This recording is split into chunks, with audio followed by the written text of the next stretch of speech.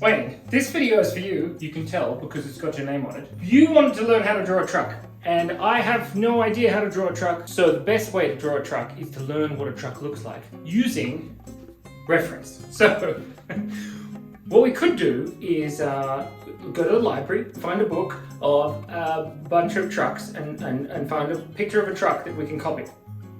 Or we can find an actual truck. You can tell it's a truck because it says truck. I'm sure Mr. Pollock won't mind. Dennis is very nice. I don't give away his first name. Okay, Wayne, this is important. Okay, so as you can see, there's a few different parts of the truck. I know you can't hear me over there because the microphone is terrible. So we're going to go and draw the wheels of the truck first. Now we've finished drawing an invisible truck. The next thing we're going to do is draw the chassis, chassis, right? I don't know. Chassis. And then we need to draw the bottom of the chassis. But there's two tanks. That's where all they keep the truck juice. Running back and forward is really tiring. So the next thing we have to do is to draw the windows and also the smoke chimney stack. Here's one window. It's really, I've run like 300 meters.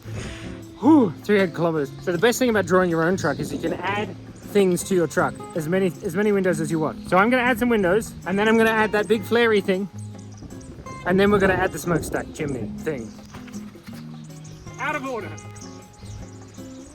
Pretty sure it's not called a chimney. It's totally a chimney.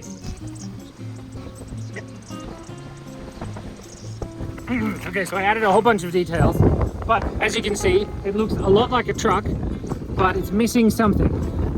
What rhymes with truck? A duck. It's missing a duck, that's for sure. I don't know why it's so windy. And there we have a truck. Oh, there's one more thing we forgot. The door handles so you can get in the truck.